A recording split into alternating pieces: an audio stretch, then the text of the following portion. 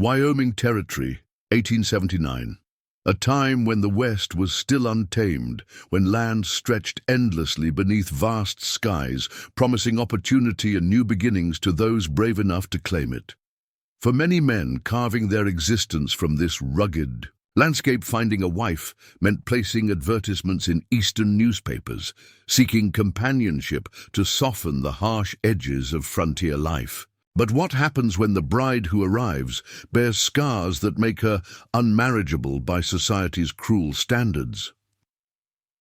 This is the story of Clara Bennett, a woman whose face was forever changed by a childhood fire, leaving her with scars that Eastern society deemed too disturbing to ignore. A woman rejected by 3 potential husbands before she even unpacked her trunk. A woman labeled too marred for marriage until she met Ethan Hayes, a rancher whose face bore the deep pockmarks of a smallpox survivor, and whose heart carried wounds far deeper than those visible on his weathered skin. In the harshest winter the Wyoming Territory had witnessed in a generation, these 2 outsiders would discover that beauty reveals itself most clearly through the cracks of our imperfections, and that the most enduring love grows not despite our scars, but because of the strength they represent. Before we jump back in, and tell us where you're tuning in from, and if this story touches you, make sure you're subscribed, because tomorrow I've saved something extra special for you.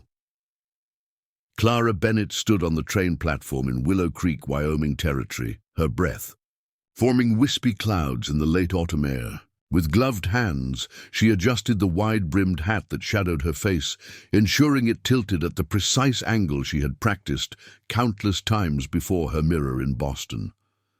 The small frontier town looked much as she had expected, dusty, sparse, and utterly unlike the crowded streets of Massachusetts she had left behind. Unlike the other women who disembarked with visible trepidation, Clara's posture remained straight-backed and resolute. At 28, she was considered firmly a spinster in Boston society, her prospects diminished not by any lack of education or family background, but by the network of scars that marked the left side of her face from temple to jaw, pulling her eye and mouth into a slight but permanent asymmetry. The fire that claimed her parents when she was 12 had also claimed her place in society. Though her aunt had raised her with care and ensured her education, Clara had spent 16 years watching from the periphery as other women her age found husbands, established homes, built families. The mirror had become both enemy and friend, a daily reminder of what set her apart, but also of her survival. Miss Bennett? A man approached, hat clutched between his hands. He was taller than she had imagined from his letters, with a neatly trimmed beard and spectacles that gave him a scholarly appearance. This was Thomas Wilson, the storekeeper who had written such promising correspondence about building a respectable life together in this new territory. Mr. Wilson. Clara extended her hand, keeping her face angled so that her right profile remained prominent. She had perfected this introduction over years of social interactions, the careful positioning, the strategic angle that delayed the inevitable moment of discovery. I trust your journey wasn't too arduous. His eyes darted to her, gloved hand, then back to her face with the quick, nervous assessment she had grown accustomed to witnessing. The final stretch from Cheyenne was rather bumpy, but otherwise quite manageable. Her voice carried the refined education her aunt had insisted upon, each word precisely articulated. Well, you must be tired. I've arranged a room for you at Mrs. Holloway's boarding house. We can discuss our arrangements after you've rested. Clara noted the hesitation, the way his eyes now carefully avoided directly meeting hers. She turned her head slightly, deliberately, allowing him to see what she had thus far concealed. The shock that registered on his face was familiar. The widening eyes, the momentary freeze before the hasty reassembly of politeness. "Shall we proceed to the boarding house, Mr. Wilson?" she asked, her tone betraying nothing of the resignation she felt. "Yes, of course." He cleared his throat, gesturing toward a wagon waiting nearby. "Your trunks." The two with the blue ribbons. There. Walk to the boarding house was filled with Thomas's nervous chatter about the town's recent developments, the coming winter, and the merchandise expected on next month's supply train. Clara asked precise questions about the store's operation and inventory management, topics that seemed to surprise rather than impress him. "You seem quite knowledgeable about mercantile matters, Miss Bennet," he finally commented as they reached the boarding house steps. "My uncle was in trade. I assisted with his ledgers after my aunt took ill."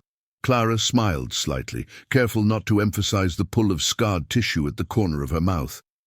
"I believe a wife should be a true helpmate in all matters, including business." "How progressive of you," Thomas replied, his tone suggesting this wasn't necessarily a compliment.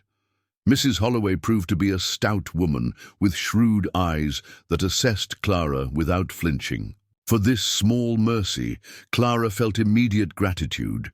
The boarding house was clean if modest, and her room overlooked the town's main street, offering a view of mountains in the distance.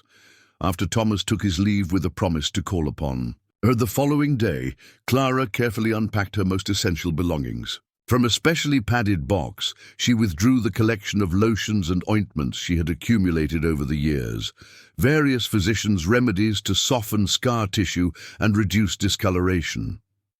None had made any significant difference, but the nightly ritual provided a semblance of control. Next came her books, volumes of poetry, natural philosophy, and mathematics that had been her companions through years of limited social engagement. Clara arranged them on the small bedside table, their familiar spines offering comfort in this unfamiliar place. As dusk fell over Willow Creek, Clara sat by the window, watching the town settle into evening routines. Lamplight appeared in windows, men gathered outside the saloon, and somewhere a piano played a slightly off-key rendition of a popular ballad. A new world awaited, and Clara Bennet was no stranger to adapting to difficult circumstances. The following morning, Thomas Wilson called as promised, escorting Clara on a tour of his store.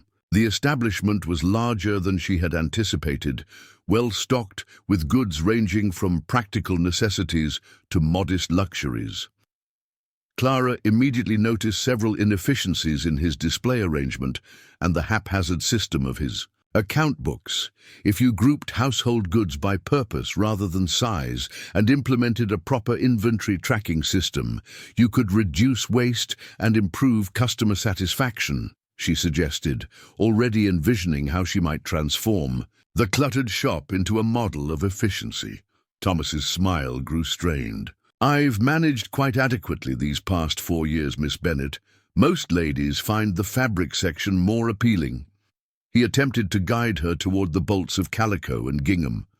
Clara followed, though her mind was still calculating potential improvements. "The fabric selection is quite good, but have you considered offering more durable materials for work clothes? The calico is lovely, but surely the ranchers and miners need sturdy canvas and wool for practical garments." That evening, Clara dined, alone at the boarding house, aware of curious glances from the other residents. Mrs. Holloway eventually joined her, pouring tea for them both. "Mr. Wilson seemed a bit flustered when he dropped you off earlier," she remarked, her direct manner refreshing after a day of sidelong glances. "I may have overwhelmed him with suggestions for his business," Clara admitted. Mrs. Holloway's lips twitched. "Thomas Wilson has been running that store the same way since he inherited it from his father. Men like that don't appreciate innovation, especially from a woman." Clara nodded. "Yes, I'm familiar with the sentiment. This territory needs strong women with good sense, Miss Bennet. Don't let anyone tell you different." Mrs. Holloway studied her for a moment. "But it might serve you well to ease a man like Thomas into your forthright nature and other aspects of your person." Clara understood perfectly what the older woman meant.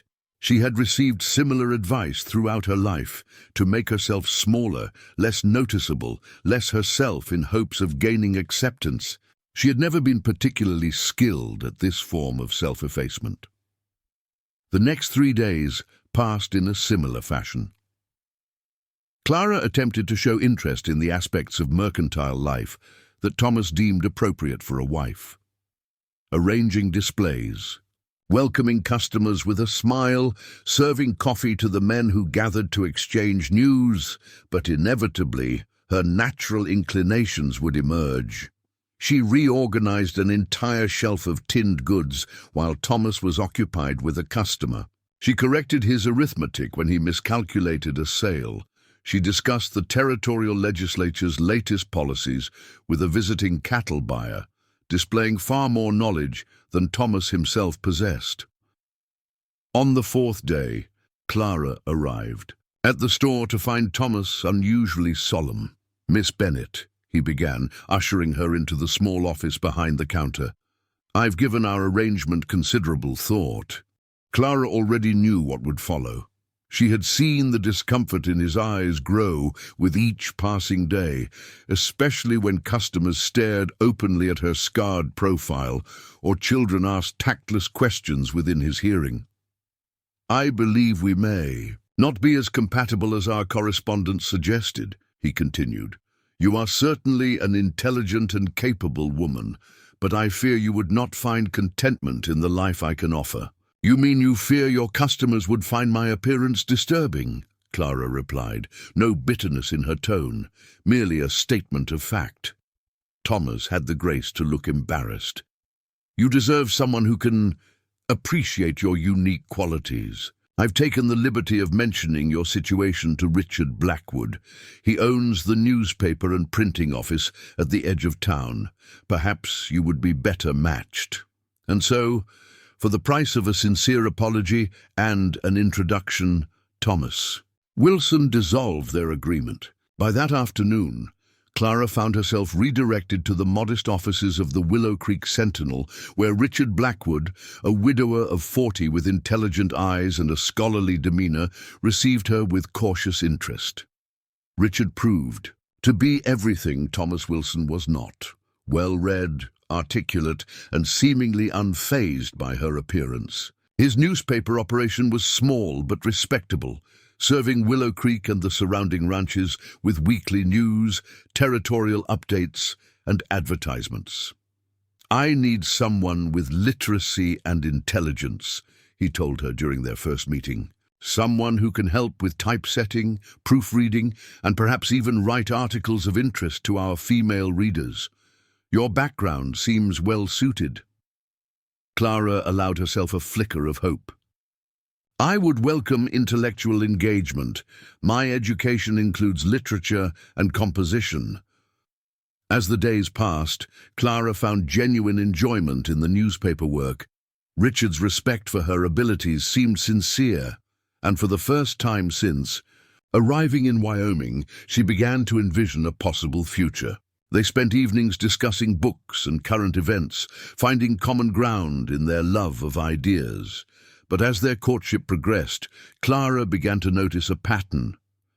Richard never offered his arm when they walked together in public. Their conversations, so animated in private, became stilted when others joined them. He introduced her as Miss Bennet, my assistant, rather than acknowledging their personal connection. The breaking point came at a small gathering hosted by the town's mayor. Throughout the evening, Richard maintained a careful distance, joining Clara only when they were relatively isolated from other guests. As they walked back to the boarding house afterward, Clara confronted him directly. "You're ashamed to be seen with me," she stated quietly. Richard sighed, his shoulders slumping. "Not ashamed, Clara. I admire your mind truly. But my newspaper relies on the goodwill of this community. A publisher must maintain a certain standing, and a scarred wife would undermine that standing. People are judgmental, especially in small towns. It's not fair, but it's reality." He touched her hand briefly. "Perhaps we could continue as we are professionally. Your contributions to the paper are invaluable." 3 weeks after arriving in Willow Creek, Clara found herself once again at the boarding house, this time with an offer of employment rather than marriage. Unlike her previous rejection, Richard had provided no alternative suitor, merely a position that would keep her at a convenient distance, useful but unseen. As news of her second rejection spread through Willow Creek's active grapevine, Clara felt the familiar weight of isolation settling around her. The careful politeness, the averted gazes, the sudden silence when she entered rooms, all reminiscent of her life in Boston, all confirmation that the Wyoming territory was perhaps not so different from the East, after all, when it came to judging worth by appearance. Mrs. Holloway found Clara sitting alone on the boarding house porch that evening, watching the sunset paint the distant mountains in shades of amber and gold. The older woman settled into the chair beside her, the wooden slats creaking under her substantial frame. "I've received a letter," Mrs. Holloway said without preamble, extending a folded paper toward Clara, "from Benjamin Foster. He manages the town library and runs the small school during winter months." Clara accepted the letter with a carefully neutral expression. "I presume Mr. Foster has heard of my availability and wishes to assess whether I might be suitable where others found me lacking." Mrs. Holloway's direct gaze held no judgment. "Benjamin's a good man, educated back east at Columbia, came west after the war with dreams of bringing learning to frontier children. He's been seeking a wife with similar aspirations." Clara unfolded the letter, scanning the elegant script. The penmanship revealed a cultured hand, the sentiments expressed with eloquence rather than the practical bluntness of her previous suitors. Benjamin Foster wrote of his educational mission, his belief in the transformative power of knowledge, and his desire for a partner who shared these values. "He makes no mention of my—" Clara gestured vaguely toward her face. "I told him," Mrs. Holloway said simply. "Benjamin believes appearances matter far less than intellect and character, a small flame of hope, dangerous in its persistence despite repeated disappointments, flickered within Clara." "When does he wish to meet?" "Tomorrow at the schoolhouse. He's preparing for the winter term." The schoolhouse stood at the far end of Willow Creek's main street, a modest building that served multiple purposes for the community, depending on the day of the week. As Clara approached, she observed a tall, slender man arranging books on shelves through the open doorway. When he turned at the sound of her footsteps, she noted his thoughtful expression and the wire-rimmed spectacles perched upon his nose. "Miss Bennett," he greeted her with a slight bow. "Benjamin Foster, thank you for considering my invitation." Clara took the hand he offered, appreciating that his gaze remained steady on hers, without the quick, furtive assessment she had grown accustomed to. "Your letter suggested a shared interest in education, Mr. Foster. I was intrigued." "Please, come in. I've just received a shipment of new books from Chicago. Rather exciting for our little outpost of civilization." The interior of the schoolhouse was simple but well organized. Rows of wooden desks faced a larger teacher's desk at the front. Bookshelves lined the rear wall, and maps of the United States and Wyoming territory hung on either side of a large slate board. "You've created a fine learning environment," Clara observed, running her fingers along the spine of a mathematics text. "How many students attend?" 23 this winter, if all the ranching families send their children, ages 6 to 16. Benjamin adjusted his spectacles. "The older ones come primarily to improve their literacy and numeracy before taking on adult responsibilities. Their conversation flowed with surprising ease." Benjamin described his teaching philosophy, which emphasized practical knowledge alongside traditional subjects. Clara shared experiences from her own education and her brief period teaching her cousin's children before coming west. "Would you care to see the library?" Benjamin asked after they had exhausted the topic of educational methods. It's modest by Eastern standards, but we're building a respectable collection. The town library occupied a small room attached to the schoolhouse. Despite its size, the space was well utilized, with floor-to-ceiling shelves and a reading table positioned beneath the room's only window. The town council has approved funds for expansion next spring, Benjamin explained, obvious pride in his voice. I envision a proper reading room, perhaps even a lecture space for visiting speakers. Clara found herself genuinely impressed by his ambition and dedication. It's remarkable what you've accomplished already. Knowledge shouldn't be confined to cities and universities, Benjamin replied passionately. These children, these families, deserve access to ideas that will shape the territory's future. As the afternoon progressed, they shared tea from Benjamin's personal samovar, discussing favorite authors and debating the merits of various educational texts.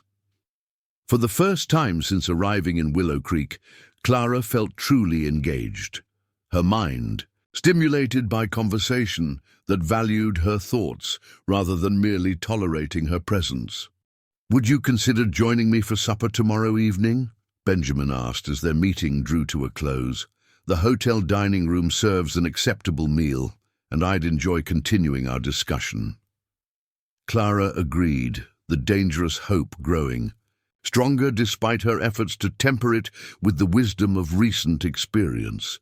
Their courtship, if it could be called such, proceeded with intellectual compatibility at its center. Benjamin introduced Clara to prominent families in town, proudly showcasing her knowledge and articulate nature. He invited her to observe his teaching and solicited her suggestions for improving the school's modest library collection. For nearly 2 weeks, Clara allowed herself to believe that perhaps in this educated man she had found someone who truly saw beyond her scars to the person within. Benjamin never mentioned her appearance, never seemed uncomfortable in her presence, never guided her to shadow when they walked together through town. Then came the harvest celebration at the town hall, where Benjamin was scheduled to speak about the importance of education to the territory's future. Clara sat in the front row, dressed in her finest blue silk, a garment saved from her former life that emphasized the clear blue of her eyes. Benjamin's speech was well received. His vision for expanded educational opportunities met with enthusiastic applause from the assembled townspeople. At the reception afterward, Clara overheard a conversation not meant for her ears as she approached. A group that included Benjamin and several town council members. You've done remarkable work with the school, Foster, an older man was saying. The territory needs educated young men like yourself. You should consider running for the education board next year. A political career requires certain elements, another man added, glancing in Clara's direction before quickly averting his eyes. A suitable wife being chief among them, someone who presents the right image to constituents. There was an uncomfortable silence before Benjamin responded, his voice lower but still audible to Clara. Miss Bennet's intellectual qualifications are beyond reproach. No one questions her intellect, the first man replied. But politics requires public appearances, hosting social gatherings. A man in public service must consider how his household will be received. Clara remained frozen in place, her punch cup clutched tightly in her gloved hand, as Benjamin failed to defend her against the implied criticism. Instead, he changed the subject, steering the conversation toward safer topics. That evening, as they walked toward the boarding house in the crisp autumn air, Benjamin was unusually quiet. Clara, refusing to protect him from the discomfort of confrontation, spoke directly. You have political ambitions, Benjamin sighed, his breath forming a cloud in the cool night. I believe I could effect meaningful change in territorial education policy, and I would be a liability to those ambitions. His silence was answer enough. You are not like the others, Mr. Foster, Clara said evenly, maintaining her dignity despite the familiar ache of rejection. You don't fear my appearance for yourself, but for how others might judge you by association. Benjamin stopped walking, turning to face her fully. Clara, please understand. The work I hope to accomplish, bringing educational opportunities to children throughout the territory, requires a certain public standing. It's not fair, it's not right, but it is reality. At least you're honest about your priorities. Clara's voice remained steady, though her heart felt like stone in her chest. I wish you success in your endeavors, Mr. Foster.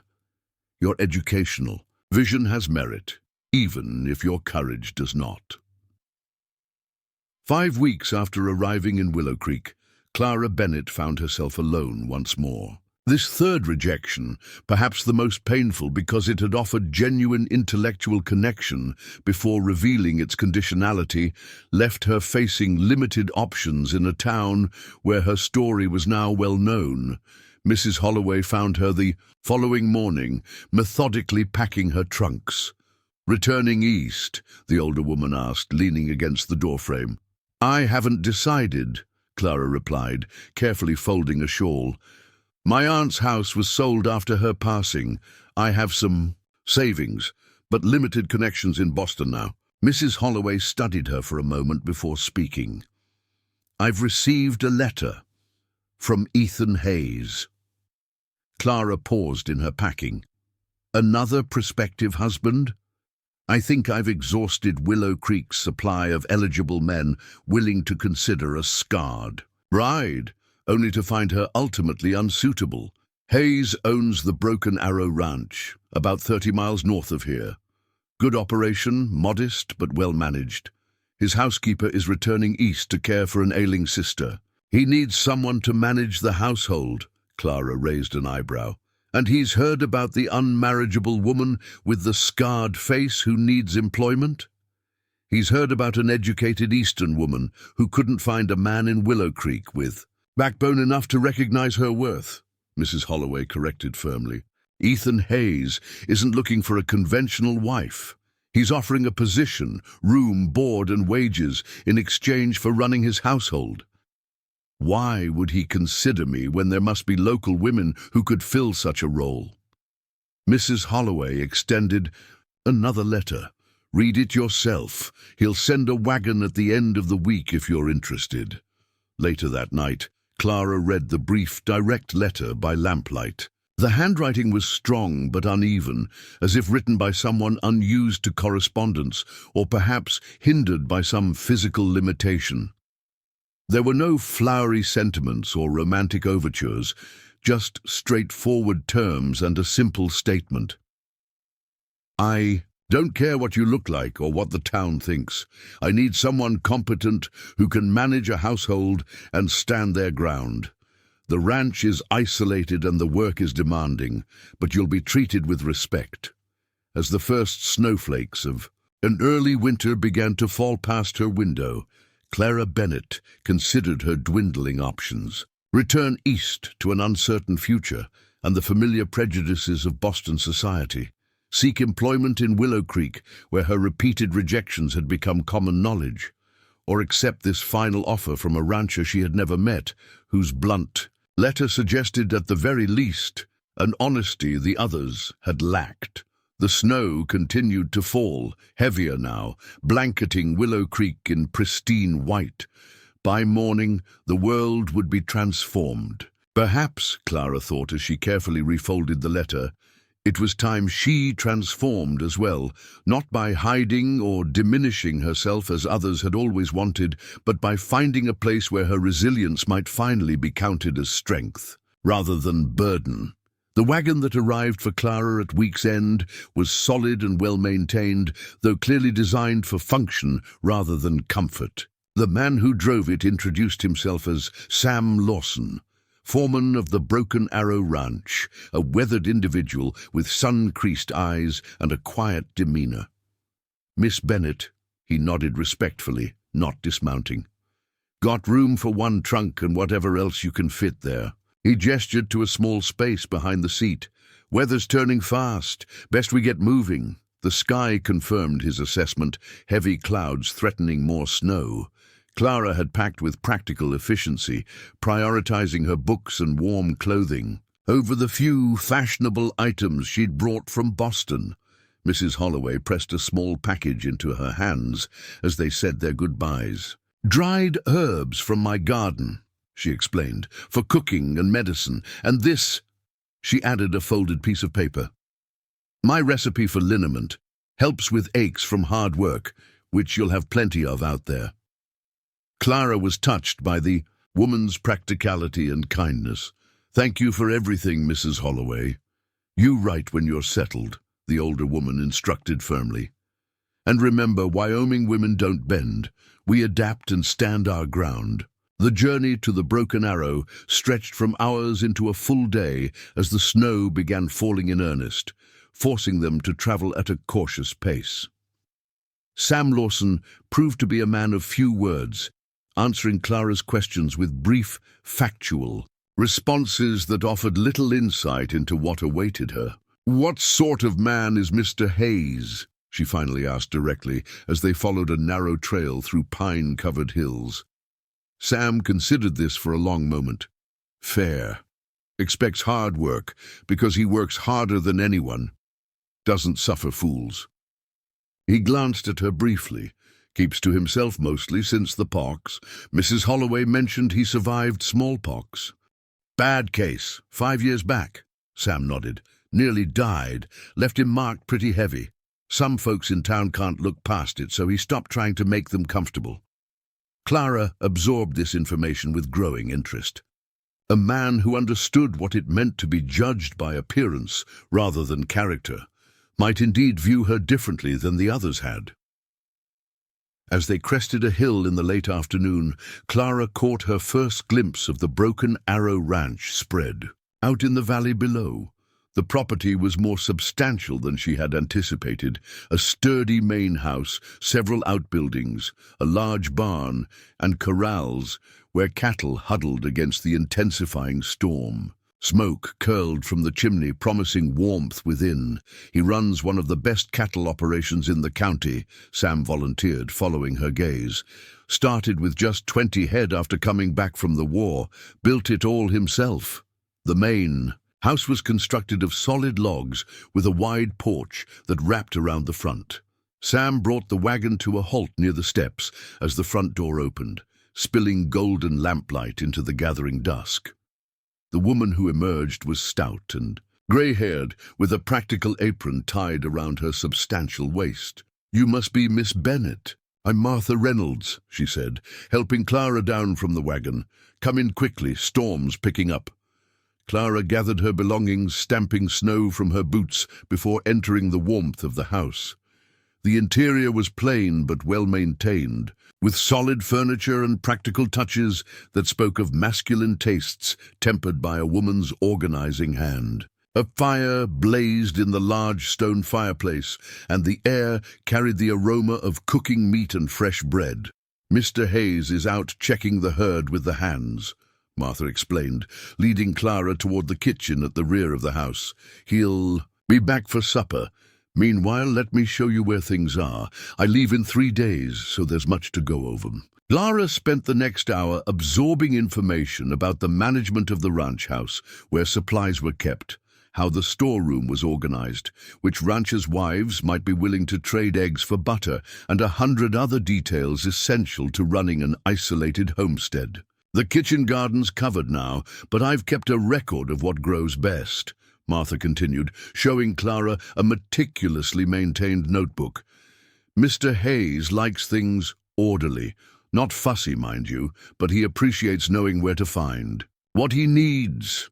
Clara was impressed by the efficiency of the household systems. "You've organized everything beautifully." 10 years I've kept house here," Martha said with quiet pride. "Started when his parents were alive. Ethan was away fighting then. After they passed, he came back and took over. Then came the pox." She trailed off, busying herself with the stove.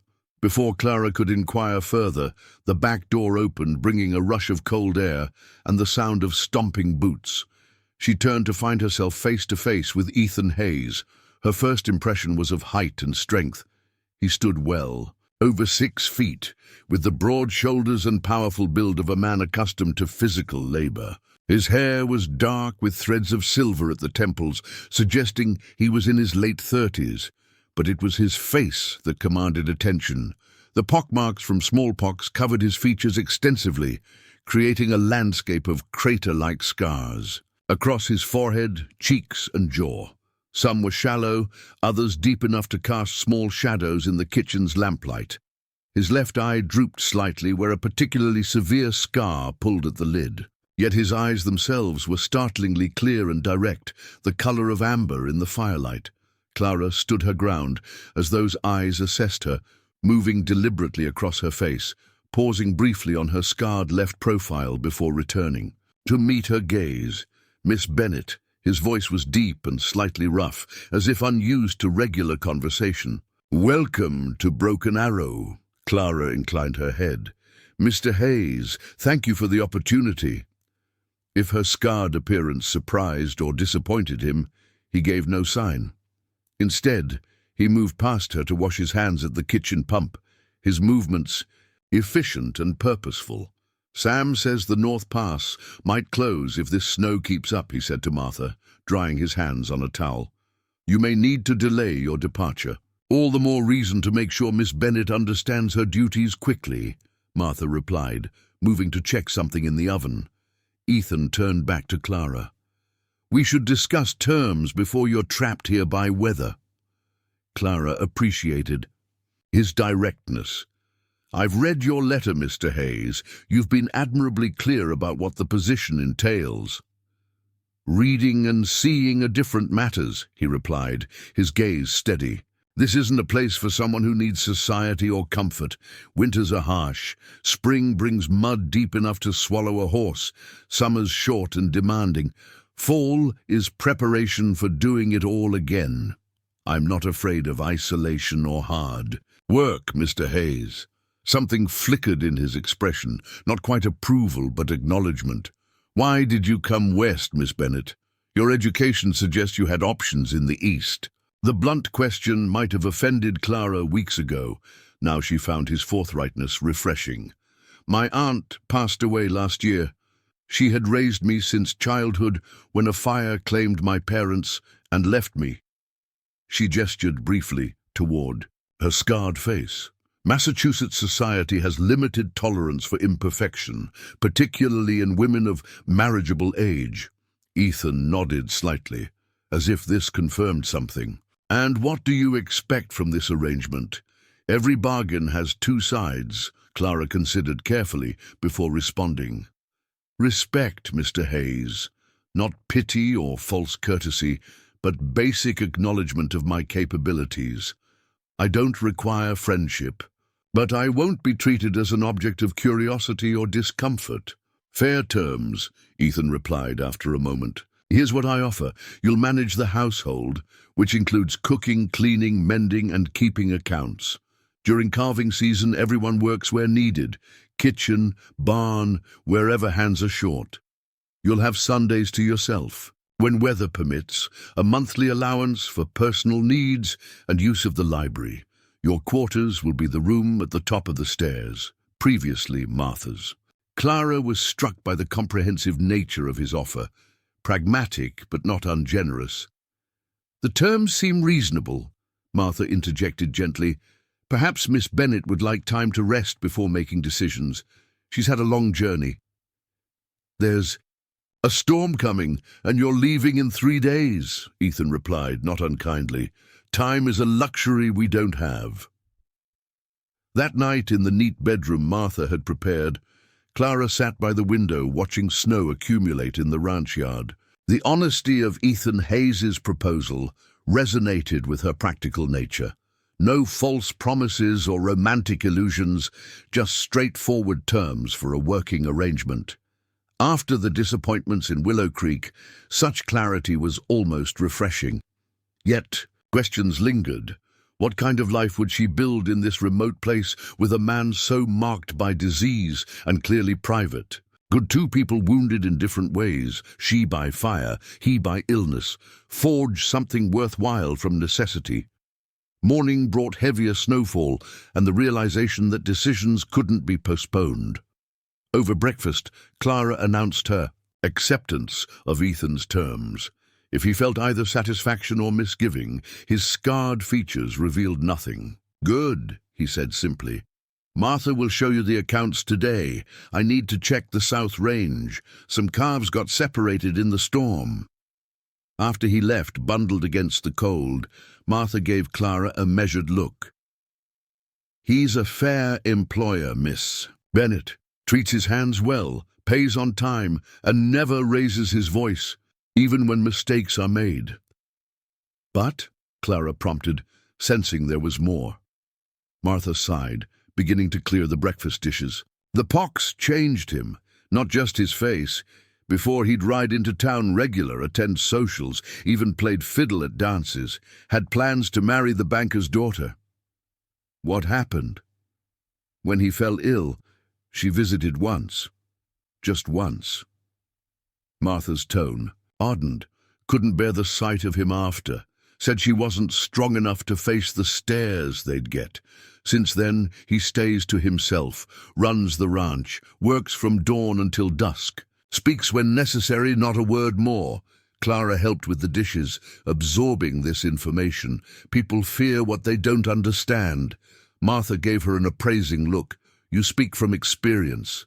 When people look at me, they see the scars. First, they imagine the pain, the fire, the tragedy. It makes them uncomfortable. Few bother to look past that initial impression to see the person who survived." Martha nodded slowly. "You might understand each other better than most, then."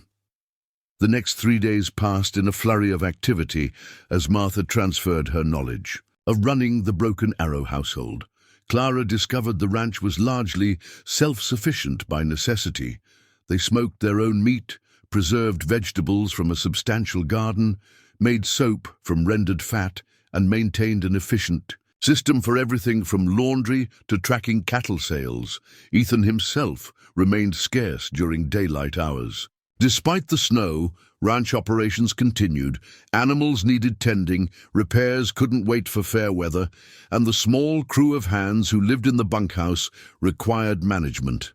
He returned each evening, snow-covered and weary, ate quickly, with minimal conversation, and often retreated to his study, where Clara sometimes heard him moving about, late into the night.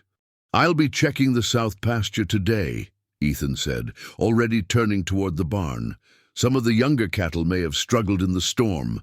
Left alone, Clara spent the day familiarizing herself more thoroughly with the house. The pantry, with its carefully preserved stores of food. The linen closet, stacked with Martha's neat handiwork. The small library containing an eclectic collection of books that revealed more about Ethan Hayes than perhaps he realized. Practical volumes on cattle breeding and ranch management sat alongside poetry collections and well-worn copies of Emerson and Thoreau. A volume of Shakespeare's collected works showed signs of frequent reading.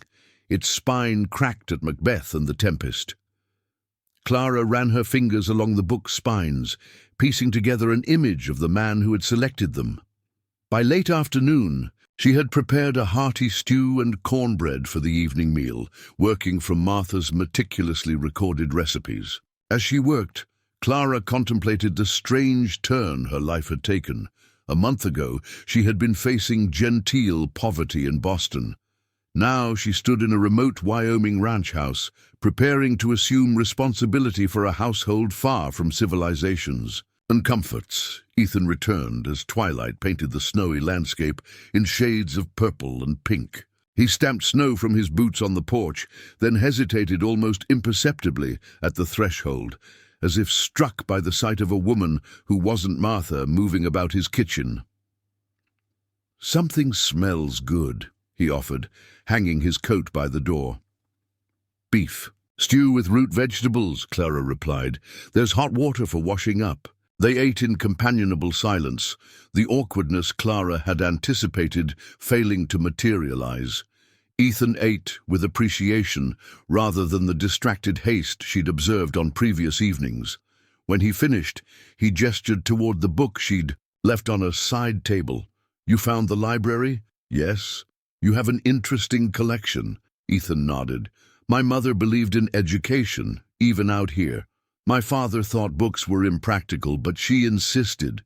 Said the mind needs feeding as much as the body. It was the most personal information he had volunteered since her arrival."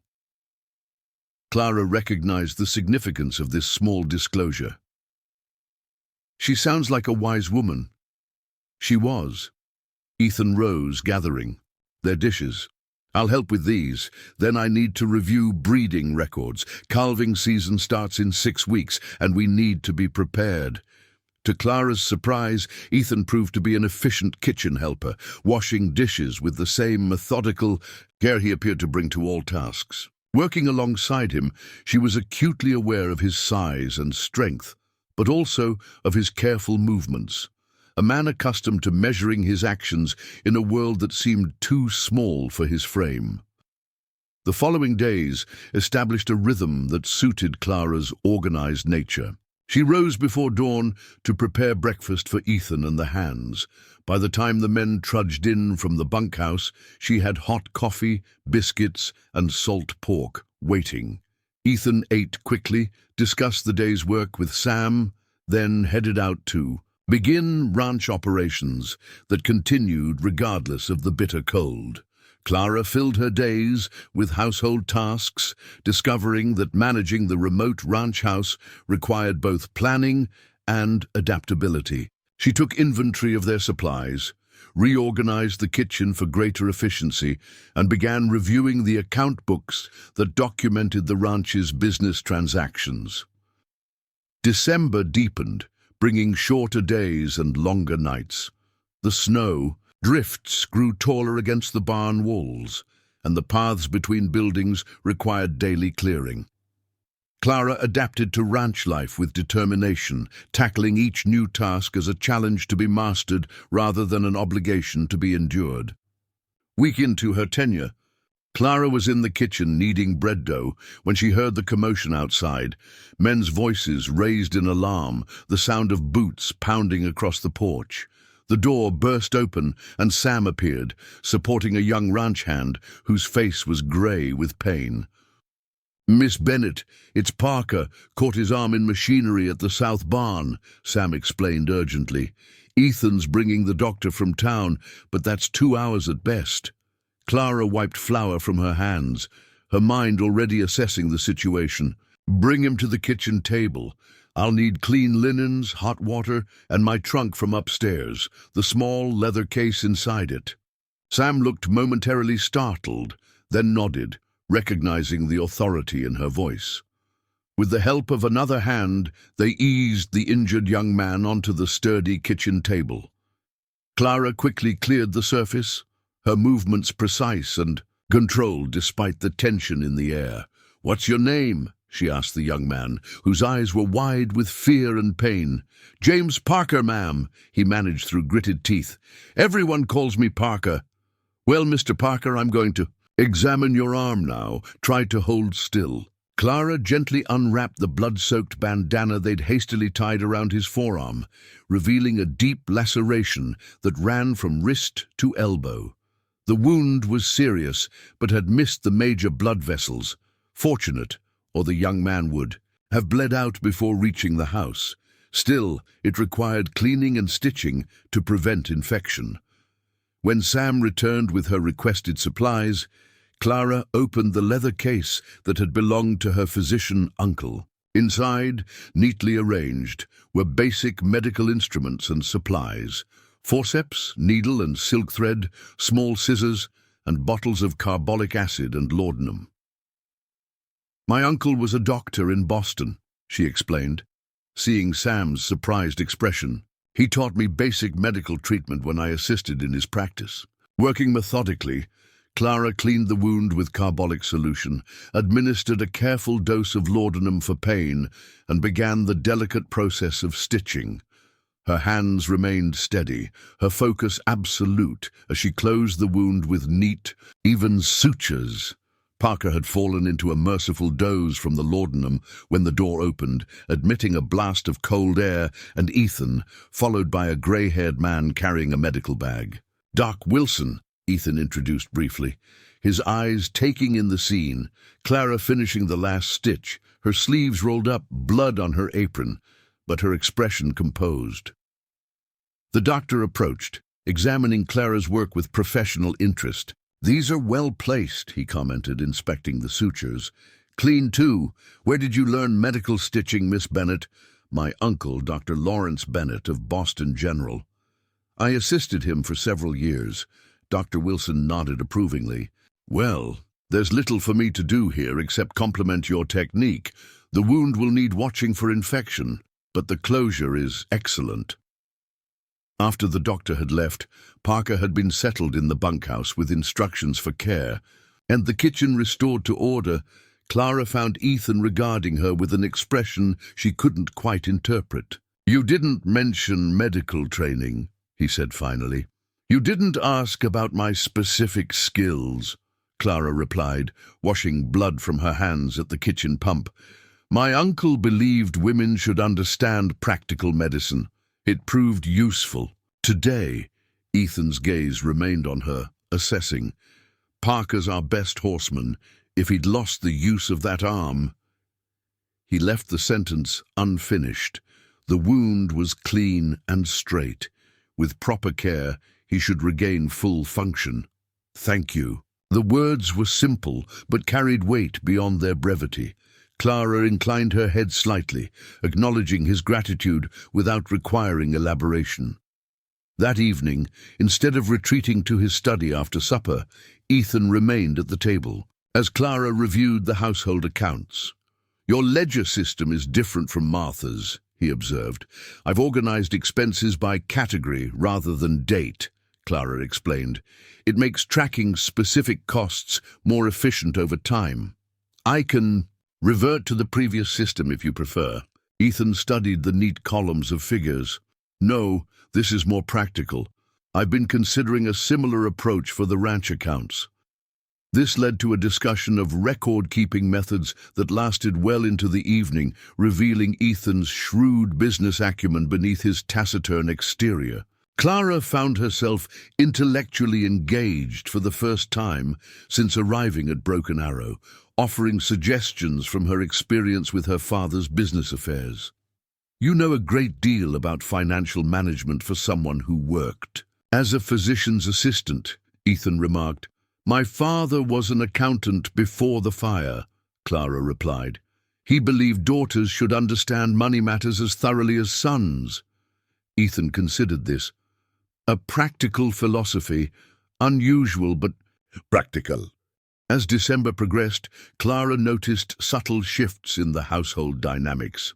Ethan began joining her more frequently in the evenings, sometimes bringing ranch accounts to review, other times simply sitting with a book while she sewed or wrote in her journal. The silence between them gradually transformed from awkward to comfortable, a shared quiet that required no filling. The ranch hands, initially reserved in her presence, grew to accept her authority in household matters. Sam, in particular, became an unexpected ally, bringing her small offerings, a particularly fine piece of kindling for the kitchen stove, a rabbit he'd snared while checking fence lines. In return, Clara made sure his favorite molasses cookies appeared regularly on the kitchen table. 2 weeks after Martha's departure, Clara was in the pantry taking inventory when she noticed a small pine sapling that had been carefully placed behind the flour barrels. She was puzzling over its presence when Sam appeared at her elbow, looking uncharacteristically self-conscious. "Thought the house could use something festive," he explained, seeing her discovery. "Christmas is coming, and Martha always put up a tree in the front parlor." Clara's throat tightened unexpectedly at the thoughtful gesture. "That's very kind, Sam. Would you help me bring it inside?" Together they set up the tree by the parlor's front window. Clara found a box of simple ornaments in the attic: wooden stars, pine cones dipped in wax, red ribbon carefully preserved from previous years. As she decorated, she felt Ethan's presence in the doorway behind her. Sam mentioned the tree. He said, his voice carefully neutral, "I hope you don't mind. It seemed a shame to let it go to waste." Ethan moved into the room, reaching out to touch one of the wooden stars with his scarred hand. "My mother carved these. Different pattern each year." It was the first time he had voluntarily shared a memory from before his illness. Clara recognized the significance of this small confidence. Their beautiful workmanship. Christmas was her favorite, Ethan said, his voice softer than usual. She'd spend weeks preparing, even out here where supplies were scarce. "And what was your favorite part of the celebration?" Clara asked gently. Ethan's expression grew distant, remembering. "The quiet of Christmas Eve. After the preparations were complete, we'd sit by the fire and read the Christmas story. Just family, together in the warmth while winter raged outside." The wistfulness in his voice touched something in Clara. She could almost see him as he must have been before, a younger Ethan, unmarked by disease, surrounded by family and tradition. "Perhaps we could restore some of those traditions," she suggested carefully. "Not to replace your memories, but to honor them." Ethan studied her face for a long moment, his amber eyes reflecting the pine boughs she had arranged on the mantel. "Perhaps," he said finally, and though his scarred features didn't quite manage a smile, something in his expression lightened. That night, Clara wrote in her journal by lamplight, reflecting on the day's revelations. 1 month ago, she had arrived in Willow Creek full of trepidation about what awaited her. Now she found herself in an isolated ranch house, miles from town, in the employ of a man whose face bore scars as significant as her own. And yet, for the first time since the fire that had marked her childhood, she felt neither pitied nor judged. At Broken Arrow Ranch, Clara Bennett was valued for her capabilities rather than diminished by her appearance. And in Ethan Hayes, scarred by disease and disappointment, she glimpsed a kindred spirit. Someone who understood that the most profound wounds were often those invisible to others, and that strength sometimes came disguised as damage. Christmas at Broken Arrow Ranch proved to be a modest but meaningful affair. Clara spent days beforehand baking with precious sugar and dried fruit from their stores, filling the house with aromas that seemed to soften even Ethan's usual reserve. The ranch hands contributed to the festivities in their own ways.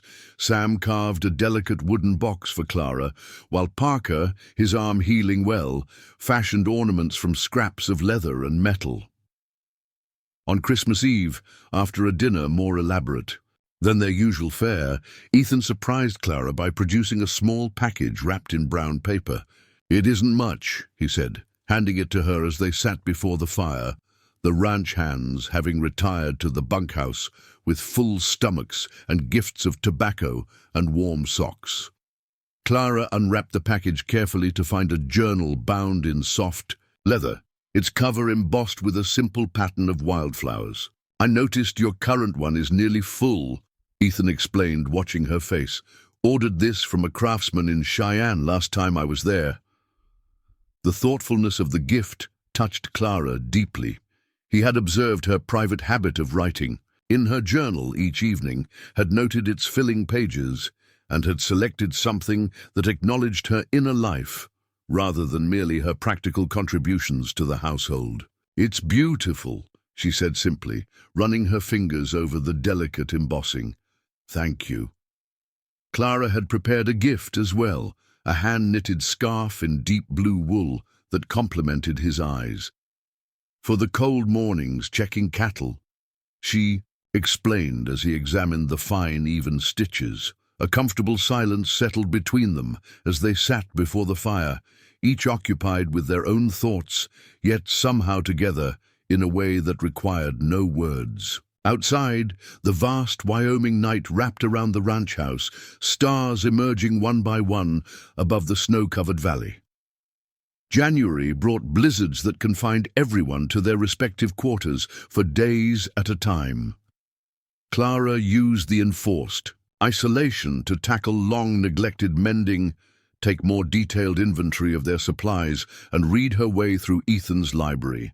To her surprise, he began joining her more frequently in the evenings, sometimes bringing ranch records to review, other times simply sitting with a book of his own. It was during one such evening that Clara first noticed Ethan massaging his right hand, his face tightening with pain he clearly thought concealed. "The cold makes it worse," she inquired gently. Ethan looked up, momentarily startled that she had noticed his discomfort. After a moment's hesitation, he nodded. "The pox damaged more than skin. Some nerves were affected. Doctor said I was lucky not to lose the use of my fingers entirely." Clara remembered an ointment her uncle had compounded for patients with nerve pain. "May I try something that might help?" Ethan hesitated, then extended his hand across the space between them. A gesture that required more courage than facing a stampeding bull, Clara suspected. The scarred tissue felt rigid beneath her fingers as she worked the salve gently into his skin. Ethan remained utterly still, his breathing carefully controlled. "The disease took more than just mobility," he said unexpectedly, his voice low. "People see the outside damage and think that's all there is to it." Clara continued her careful ministrations, understanding he needed to speak without the weight of her direct gaze. "What else did it take?" "Trust," he said, the word emerging rough-edged. "In myself, in others, in the future." The admission hung in the air between them, more intimate than any physical touch. Clara completed her task in silence, respecting the magnitude of what he had shared. "Thank you," he said simply when she finished, flexing his fingers experimentally. "It does feel better." That night marked a subtle shift in their relationship. The careful distance Ethan had maintained began to dissolve, revealing glimpses of the man who existed beneath the scars and stoicism. February brought thaws and freezes in unpredictable cycles, making ranch work treacherous. The men returned each evening exhausted, sometimes with injuries from falls on ice or kicks from nervous cattle. Clara expanded her duties to include tending these minor wounds, applying poultices and bandages with the same efficiency she brought to household management. It was during one of these bitter cold spells that disaster struck. Ethan and Sam had ridden out at dawn to check on a group of pregnant heifers isolated in a sheltered valley 3 miles from the main ranch. By midday, when they had not returned, Parker volunteered to look for them. He returned an hour later, his face white with cold and fear. "Avalanche in Eagle Canyon," he gasped as Clara met him at the door. "Path to the South Valley is blocked. No sign of the boss or Sam." Clara's mind raced with calculations. How long? The men had been exposed to the elements. How quickly hypothermia could set in, what resources they had for a rescue. "Get Parker and the others," she instructed the young hand who had followed Parker to the house. "Bring ropes, shovels, and the medical supplies from the cabinet in my room. I'll prepare hot bricks and blankets." "Miss Bennett?" Parker hesitated, his injured arm still in a sling. "The route through Copper Ridge is still open, but it's dangerous in these conditions. The men think we should wait for better weather." "They could freeze to death while we wait." Clara cut him off, her voice leaving no room for argument. "We leave in 20 minutes. Clara changed into the warmest clothing she owned, woolen trousers she had fashioned from an old blanket, layers of shirts and sweaters, thick socks, and the heavy boots Ethan had ordered for her from the mercantile when he noticed her Eastern footwear was inadequate for ranch life. When she emerged from the house, the ranch hands were gathered by the barn, preparing horses and supplies. There, Expressions registered surprise at her attire, but no one voiced an objection as she issued clear, concise orders. "Parker, you know the ridge trail best. You'll lead. Johnson and I will follow with the medical supplies. Williams and Thompson bring up the rear with additional ropes and tools. We'll approach through Copper Ridge, single file, maintaining voice contact at all times."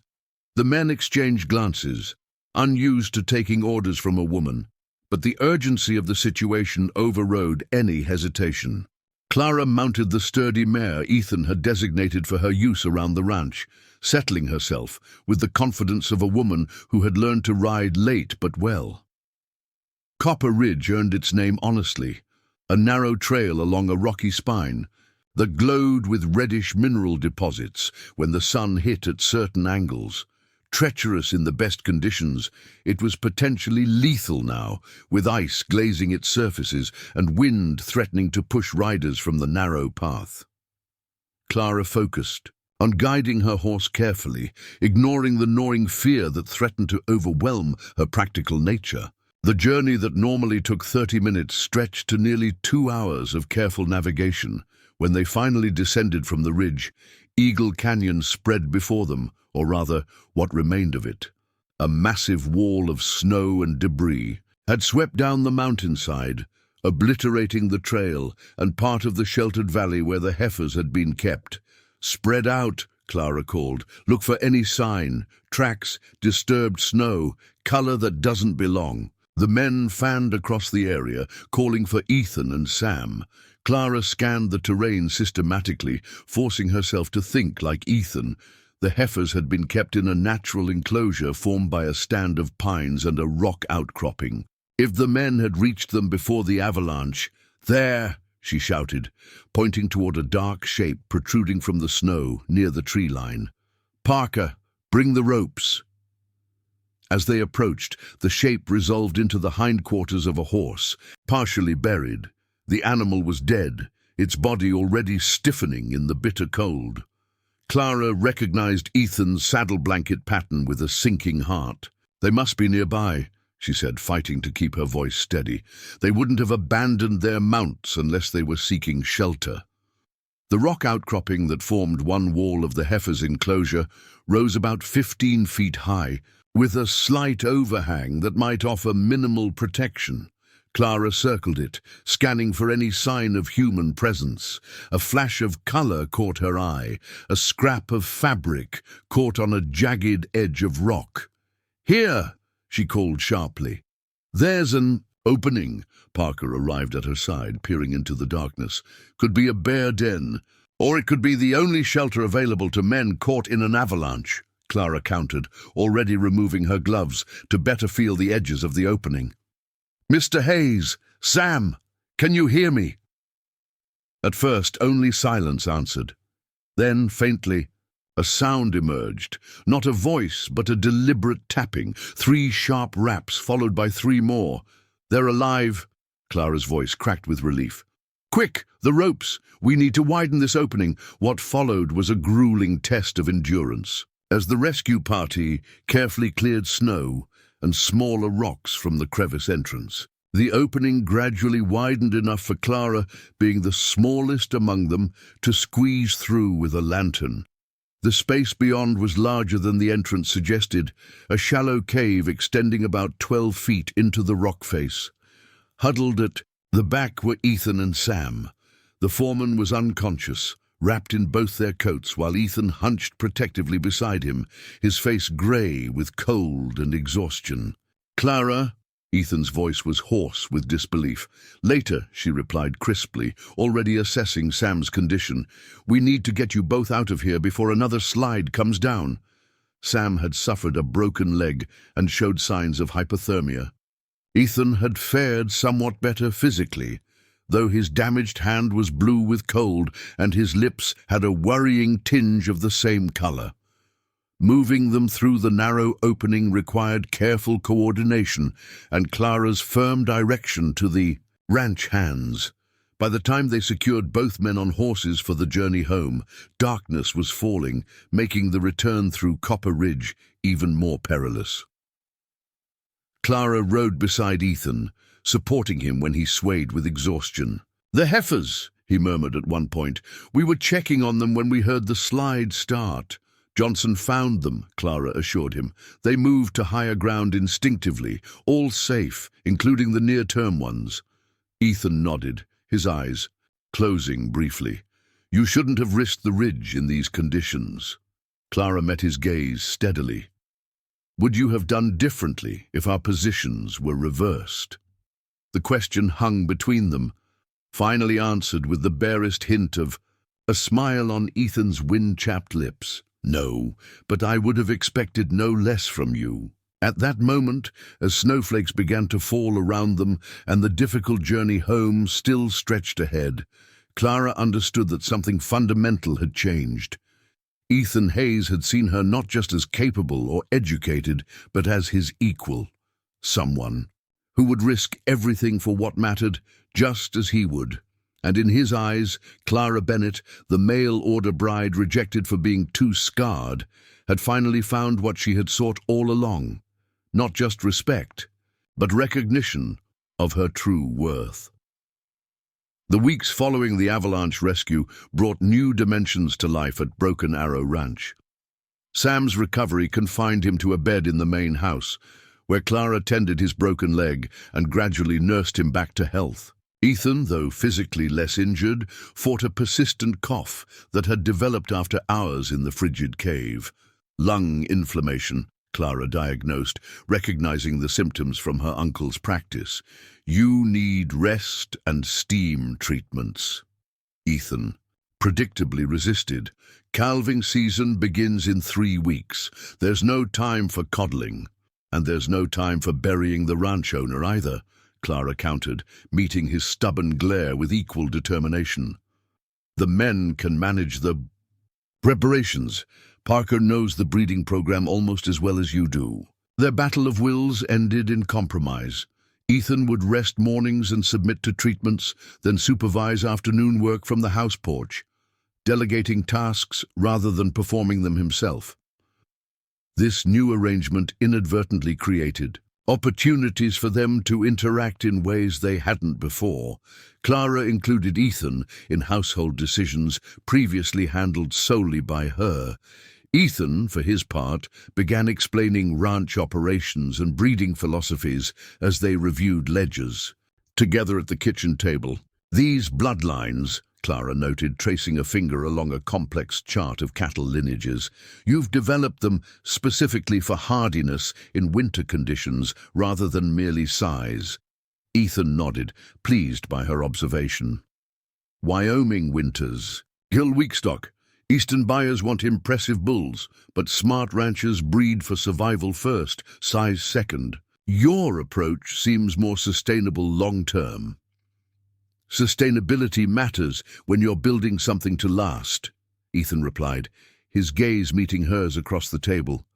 Clara understood he was no longer speaking merely of cattle. As March yielded to April, the pace of ranch life accelerated. The last remnants of winter snow retreated from the valley, exposing muddy fields that would soon transform into lush grazing land. Calving season arrived in earnest, bringing round-the-clock vigilance and the sweet reward of new life. Clara found herself drawn into these ranch operations more deeply than she had anticipated. What began as occasional assistance during emergencies evolved into regular participation. She developed a knack for coaxing reluctant first-time mothers through difficult deliveries, her calm voice and steady hands proving as effective with animals as they had with Parker's injuries months earlier. "You have a gift for this," Ethan remarked one dawn as they watched a newborn calf take its first wobbly steps toward its mother. They had spent the night in the barn, taking turns monitoring a heifer struggling with her first birth. Clara wiped sweat from her brow, aware she must look a fright covered in straw and less mentionable substances. Yet seeing the healthy calf nursing, she felt an unexpected satisfaction. It's remarkable creating new life, building something that will outlast us. That's what ranching is about, Ethan agreed, his expression softening as he watched the mother cow nuzzle her calf. Not just surviving season to season, but creating something enduring. As April progressed, Clara noticed subtle shifts in how the ranch hands interacted with her. What had begun as reluctant acceptance of her authority in household matters evolved into genuine respect for her contributions to ranch operations. During one particularly difficult calving that required Ethan to reach inside the cow to reposition the calf, it was Clara he called for assistance rather than one of his experienced hands. "Your smaller hands and steady nerves," he explained. "Afterward. And you don't flinch when things get messy." Clara recognized the compliment for what it was, an acknowledgement not just of her capabilities, but of her growing place within the ranch's essential functions. The planned trip to town for supplies kept being postponed, first by calving emergencies, then by a late spring storm that washed out sections of the main road. When they finally made the journey in late April, it marked Clara's first return to Willow Creek since her departure 4 months earlier. She found herself viewing the dusty main street with new eyes, no longer as a recently arrived Easterner, seeking acceptance, but as the capable manager of a working ranch. The nervous tension she had anticipated at facing the town that had witnessed her repeated rejections failed to materialize. Instead, Clara felt a strange detachment, as if Willow Creek belonged to another life entirely. "Miss Bennett, what a wonderful surprise!" Mrs. Holloway called, hurrying from the boarding house porch. "Mrs. Holloway," Clara greeted her warmly. "It's good to see you looking well." "And you," the older woman replied, giving Clara an appraising glance. "Ranch life clearly agrees with you. It's been enlightening." Clara smiled, conscious of Ethan waiting patiently by the wagon while she exchanged pleasantries. Mrs. Holloway's gaze moved to the tall rancher, noting how he stood slightly apart from other townspeople, his scarred face partially shadowed by his hat brim. "Sam's letters mentioned the avalanche incident, that you organized the rescue." "We managed," Clara said simply, not elaborating on her role. "Mr. Hayes and Sam have both recovered fully." Their conversation was interrupted by a commotion further down the street. A group of well-dressed men emerged from the bank, led by a portly figure Clara recognized as Edward Harrington, the banker who had courted Martha's niece before Clara's arrival in Wyoming. "Ah, the town's newest development," Mrs. Holloway murmured, following Clara's gaze. "Eastern investors. They've been buying properties throughout the county, something about a railroad spur line coming through." Clara noticed how Ethan's posture stiffened as the men approached. Harrington spotted them and detached himself from the group, approaching with the confident stride of a man accustomed to commanding respect. "Hayes," he acknowledged with a curt nod. His gaze flickered briefly to Clara, assessing her scarred profile before deliberately focusing elsewhere. "Didn't expect to see you in town. Thought you preferred keeping to that isolated ranch of yours." Harrington. Ethan's tone remained neutral, despite the obvious provocation. "Supplies don't order themselves. No, indeed." The banker smiled thinly. "Speaking of orders, have you reconsidered my offer for your south grazing lands? The consortium I represent is prepared to increase the figure substantially." Clara felt Ethan tense beside her. This was clearly a continuation of some previous negotiation she wasn't aware of. "As I've told your representatives twice now, Broken Arrow land isn't for sale." Ethan's voice remained level, but Clara detected the underlying steel. "Not at any price." Harrington's affable facade slipped momentarily, revealing a calculating hardness. "Progress doesn't wait for sentimentality, Hayes. The railroad is coming, whether you approve or not. Those who cooperate will prosper. Those who don't—" He shrugged, letting the implication hang in the air. "If you'll excuse us," Clara interjected smoothly, "we have several errands to complete before returning to the ranch." Harrington looked genuinely startled at her intervention, as if he'd forgotten her presence entirely. His gaze moved over her face, lingering on her scars with poorly disguised distaste before addressing Ethan again. Consider carefully, Hayes. Even a man in your situation should recognize when he's fighting a losing battle. As Harrington rejoined his associates, Clara felt a slow burn of indignation at his dismissive treatment of them both. What was that about? She asked quietly as they continued toward the mercantile. Railroad Consortium wants a right-of-way through Broken Arrow's South Valley, Ethan explained, his jaw tight with suppressed anger. They've been pressuring ranchers to sell parcels along their proposed route. Those who refuse face accidents, mysterious cattle deaths, fence cutting, even fires. That's criminal. Have you spoken to the sheriff? Sheriff Jackson gets his mortgage from Harrington's bank, Ethan replied grimly. Complaints seem to disappear from his desk with remarkable regularity. The remainder of their errands were completed, efficiently, though Clara noticed how townspeople reacted to Ethan's presence, the averted gazes, the wide berth given, the hushed comments barely concealed behind hands. What struck her most was Ethan's resigned acceptance of this treatment, as if he expected nothing better.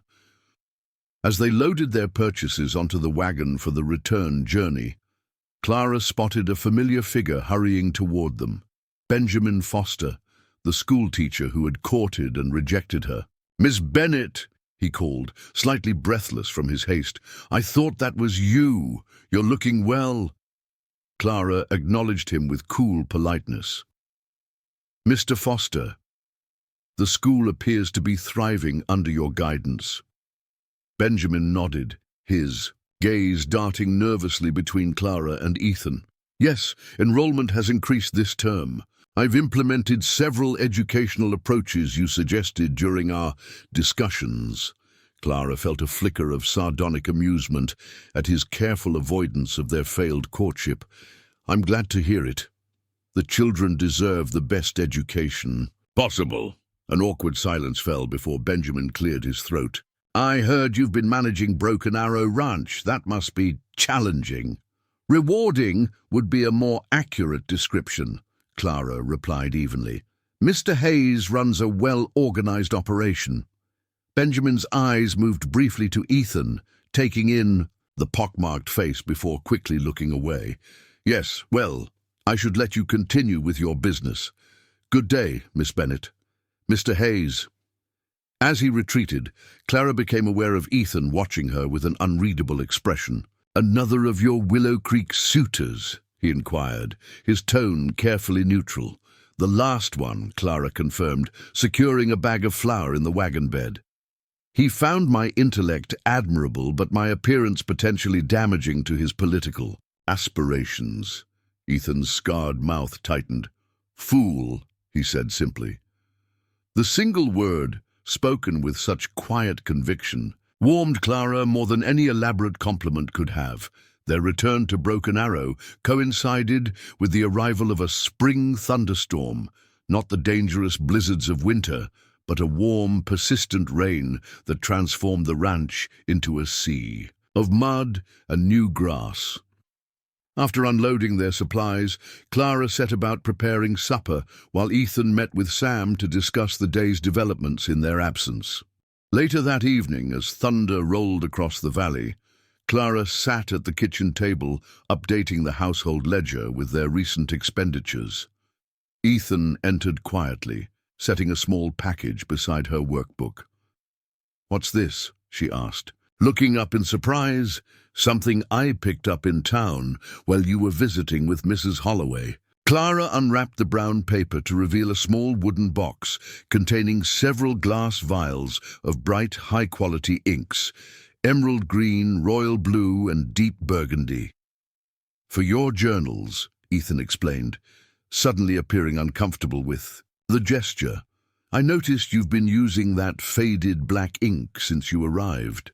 Clara ran a finger over the delicate glass vials, touched by his observation of such a small detail. Unlike her previous suitors, who had given her ornamental gifts designed to enhance her appearance, Ethan had selected something that acknowledged and supported her private passion for writing. "Thank you," she said softly. "They're perfect." Ethan nodded, his scarred hand flexing at his side, a gesture she had come to recognize as his response to emotional discomfort. "I should check the barn before turning in. The new calves get nervous in storms."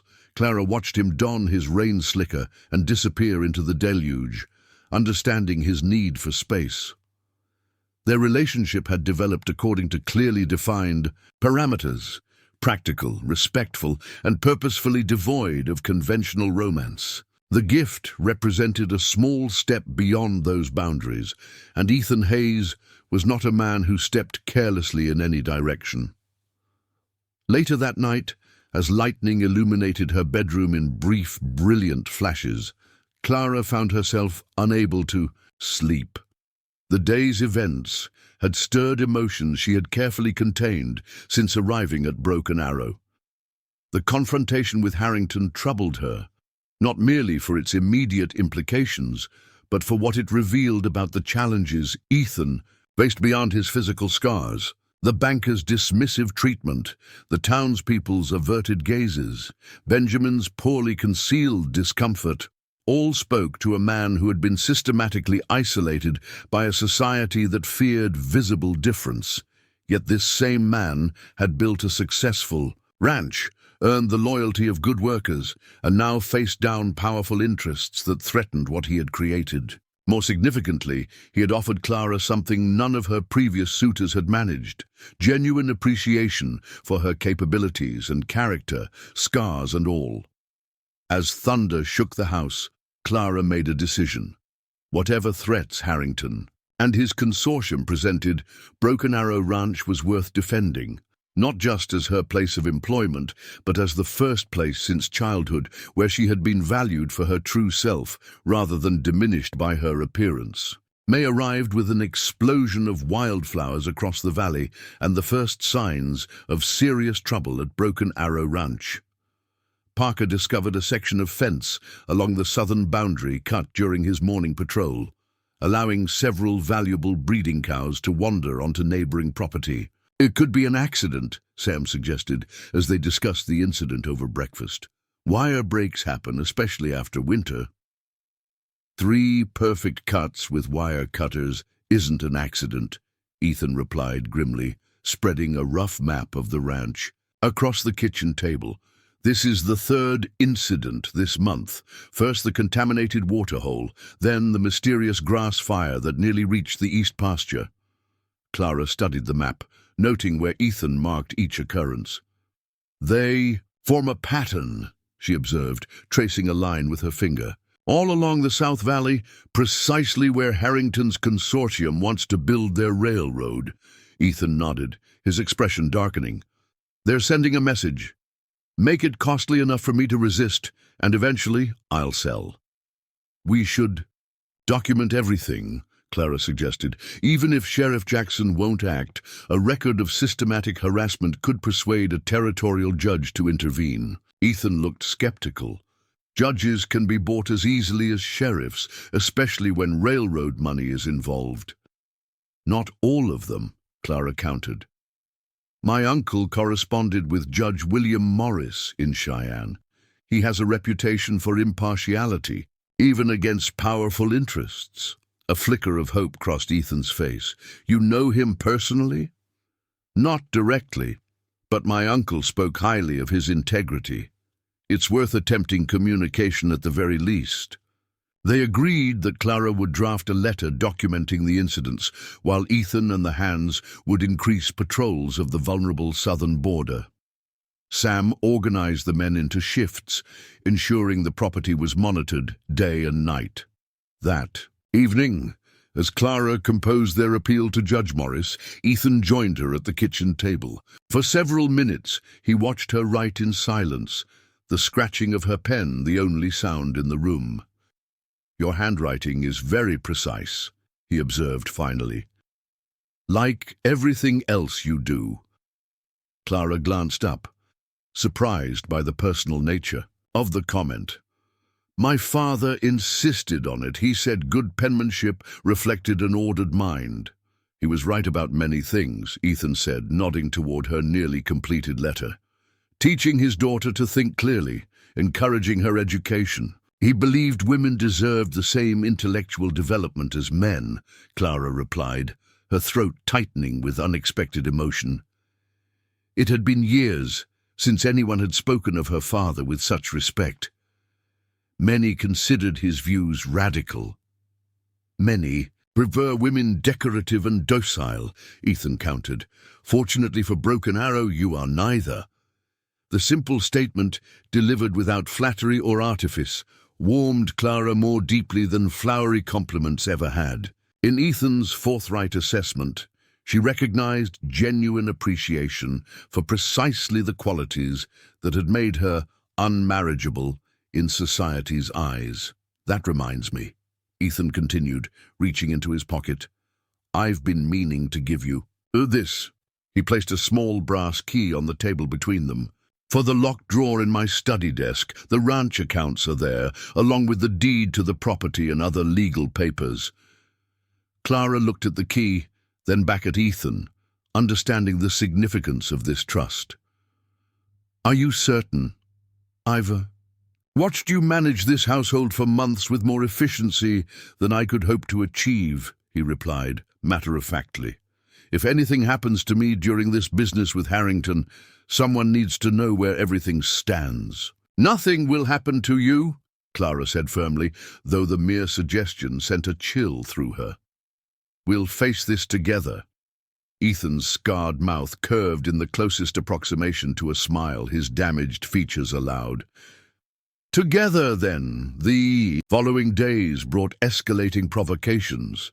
A small storage shed near the south boundary mysteriously burned to the ground. 2 valuable horses disappeared from their pasture, only to be found exhausted and mud-covered 3 days later, as if they had been deliberately run hard and released.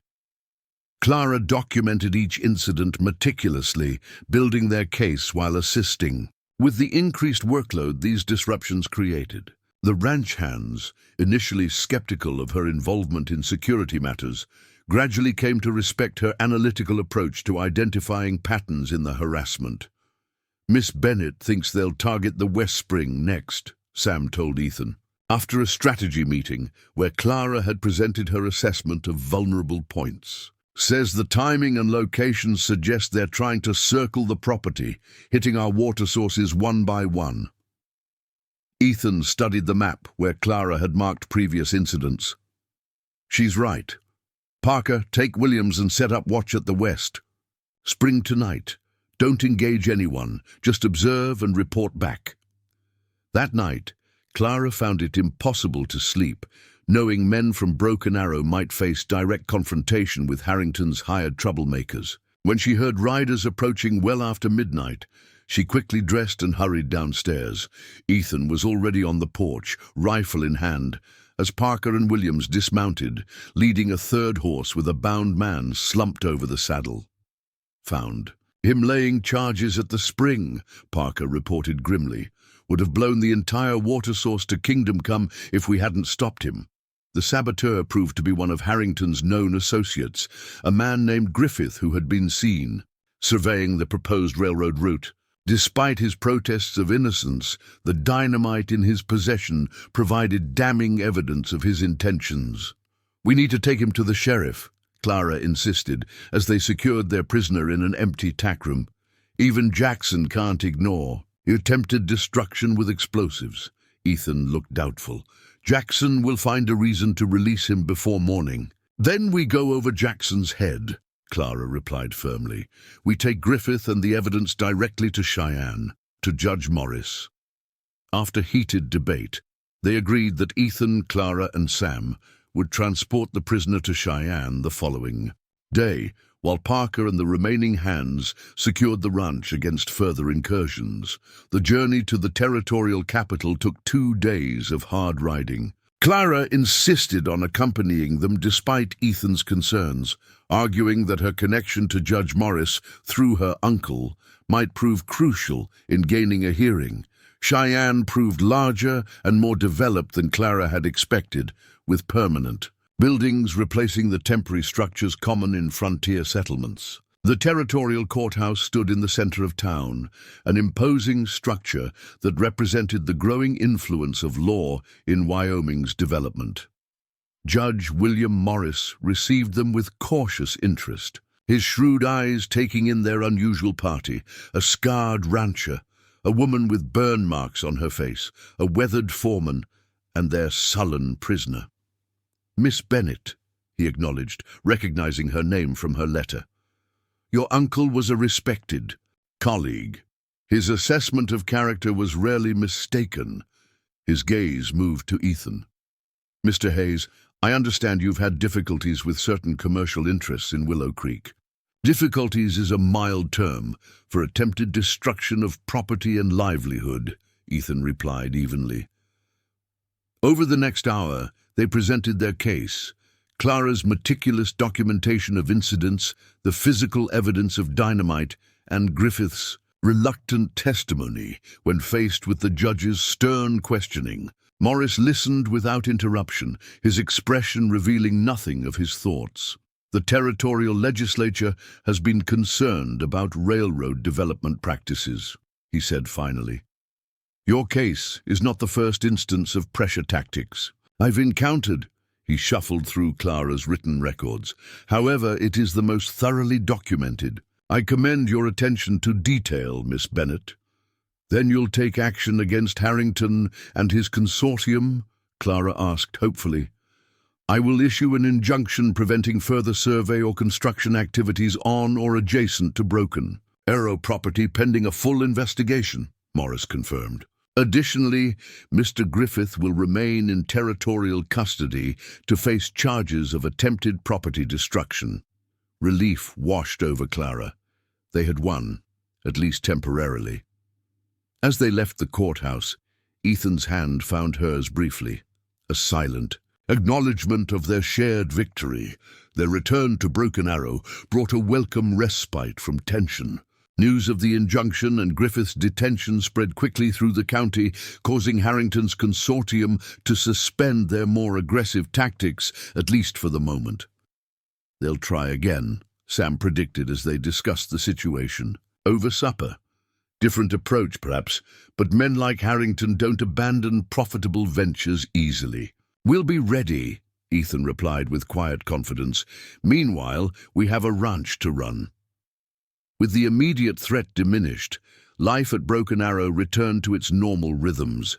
Spring brought new calves, fields needed planting, and the endless cycle of ranch work continued regardless of railroad conspiracies or territorial politics. Yet subtle changes had occurred during the crisis. Clara's role had expanded beyond household management to full partnership in ranch operations. Ethan now routinely sought her input on decisions that would have once been his exclusive domain. The hands looked to her with the same respect they accorded Ethan himself. Most significantly, the careful distance Ethan had maintained between them had diminished. Conversations that were once purely practical now occasionally veered into personal territory. She learned about his childhood in Missouri, his service during the war, and his dreams for Broken Arrow's future. In turn, she shared memories of Boston, her father's progressive attitudes, and the loneliness that had followed her scarring. One evening in late May, after a particularly satisfying day, marking new calves for the summer roundup, they sat on the porch, watching twilight enfold the valley. The first stars appeared overhead as the western sky faded from gold to deep purple. "I received a letter today," Clara said, breaking their companionable silence, "from Benjamin Foster in Willow Creek." Ethan tensed slightly beside her. "The school teacher who found you unsuitable." "The same," Clara nodded. "He's accepted a position on the Territorial Education Board. Apparently, his political aspirations are progressing nicely." "I see." Ethan's voice was carefully neutral. "Does he wish to renew his offer now that his situation has improved?" Clara laughed softly, genuinely. Amused by the suggestion, hardly. He's engaged to marry the banker's daughter, a woman whose unmarred face and family connections will better serve his ambitions. She shook her head, finding she felt no bitterness at this news. He wrote to inform me, believing I might still harbor feelings or hopes regarding our previous connection. And do you? Ethan asked, his question barely audible above the evening chorus of insects. Clara turned to face him fully, her scarred profile illuminated by the warm light spilling from the house windows. I feel nothing but gratitude that his rejection led me here, to Broken Arrow. She hesitated, then added softly, to you. Something shifted in Ethan's expression, a lowering of guards long maintained, a vulnerability rarely permitted. Clara, I'm not a whole man. The pox took more than my appearance. There are days when the pain in my hands makes ranch work nearly impossible. I have nightmares that wake me shouting. The town treats me like something to be feared or pitied. I don't want a whole man by society's narrow definition, Clara replied steadily. I want a man who sees me, truly sees me, not despite my scars, but with them as part of who I am. She reached out, her fingers gently touching the pock-marked skin of his cheek. Just as I see you, Ethan Hayes. The moment hung between them, fragile and significant. Then Ethan's scarred hand covered hers, where it rested against his face, and Clara Bennett knew with absolute certainty that she had found what none of her previous suitors had offered: acceptance without condition, strength without pretense, and a heart that recognized her worth beyond any surface imperfection.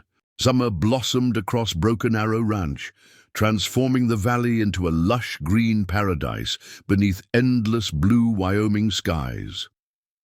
The weeks following Clara and Ethan's heartfelt conversation on the porch brought changes neither had dared imagine. When she first arrived 8 months earlier, what began as an employer-employee relationship, then evolved into partnership during crisis, now gently transformed into something deeper.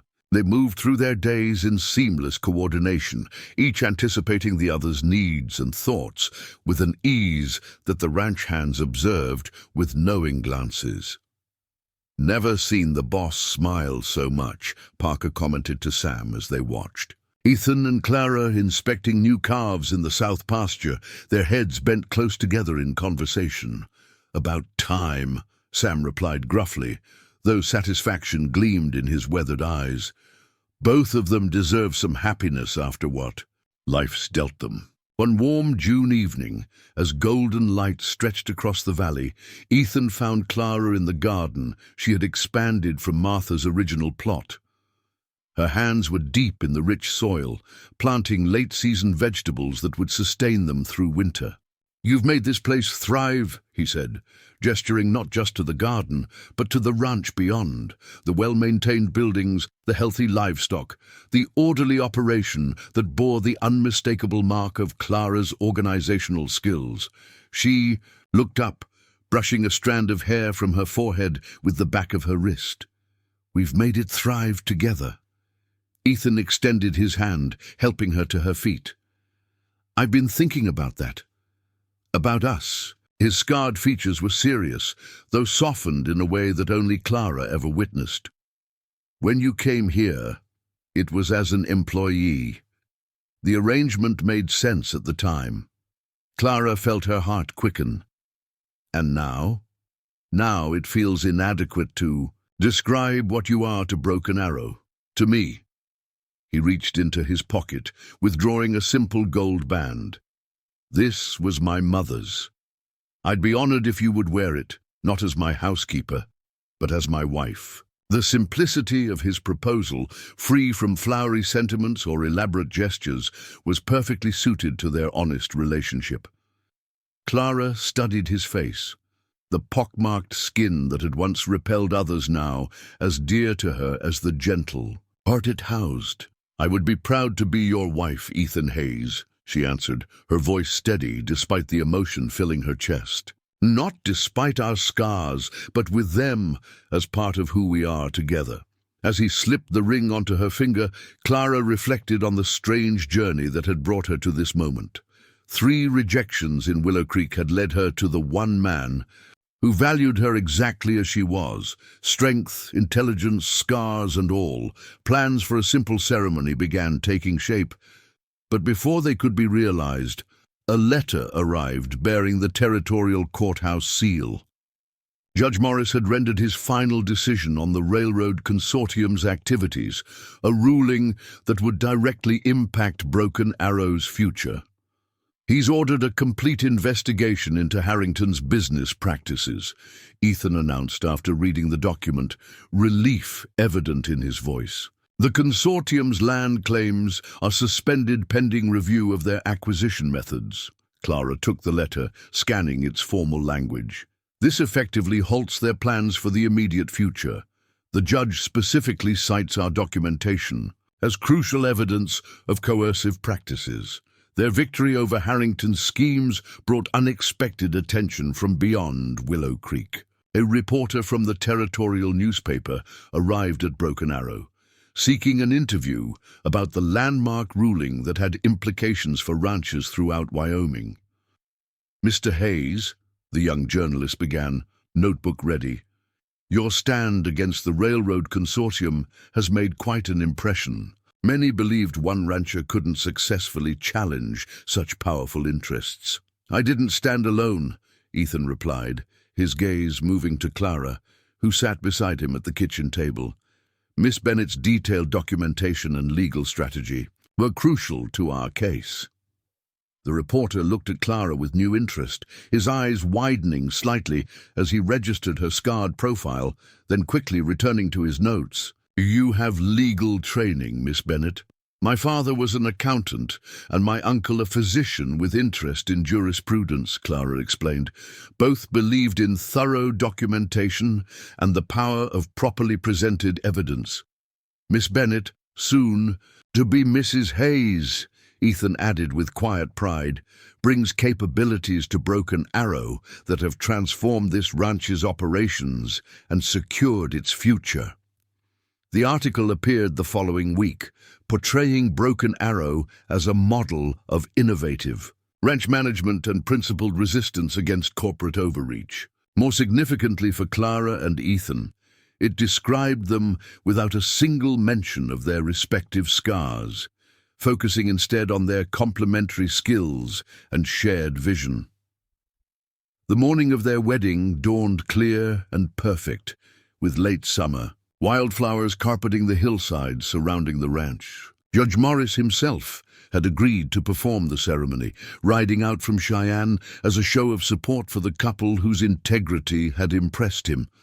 Clara wore a simple dress of deep blue silk, not the fashionable wedding gown society might have expected, but a practical garment that complemented her eyes and could be worn for future occasions. She had long ago abandoned the habit of arranging her hair to conceal her scarred profile.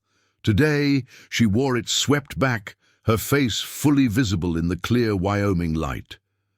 The ceremony took place on the porch, where they had spent so many evenings. In conversation, ranch hands stood witness, alongside Mrs. Holloway, who had made the journey from Willow Creek, her eyes suspiciously moist as Clara and Ethan exchanged vows. "You have both endured trials that would break lesser spirits, Judge," Morris observed as part of the ceremony. "Yet you stand before us today not diminished by adversity, but strengthened through it. Your scars, visible and invisible, testify to your resilience and courage." The small gathering shared a celebratory meal afterward, the ranch hands contributing their own touches to the festivities. Parker had carved a pair of wooden horses as a wedding gift. Sam, revealing unexpected talents, produced a surprisingly tuneful fiddle and played for dancing in the yard. As evening approached and their guests prepared to depart, Clara found herself standing with Mrs. Holloway at the edge of the garden, watching Ethan in conversation with Judge Morris. "When you stepped off that train in Willow Creek," the older woman mused, "did you ever imagine this outcome? Clara smiled, following her gaze to where Ethan stood tall against the setting sun, his scarred profile outlined in gold. Never. I expected practicality at best, loneliness at worst. Instead, you found love with a man society deemed as unmarriageable as yourself. Mrs. Holloway shook her head, marveling. There's wisdom in that if people would only see it. Those who've been wounded often recognize true worth more clearly than those who've never faced adversity. After the last guest departed and the ranch settled into evening quiet, Clara and Ethan stood together on the porch, watching stars emerge above their valley. His arm encircled her waist, drawing her close against the cooling night air. Those men in Willow Creek, Ethan said softly, the ones who rejected you. I used to resent them for causing you pain. And now? Clara asked, turning to look up at him. Now I'm grateful, he admitted, his scarred mouth curving in the smile he reserved only for her. Their blindness led you here, to a man who needed precisely your kind of strength. As I needed yours, Clara replied, reaching up to touch his face, her fingers gently tracing the pockmarks that others had found so disturbing. We match, you and I. 5 years later, Clara Hayes stood at the edge of the expanded garden that now provided vegetables for the growing Broken Arrow Ranch household.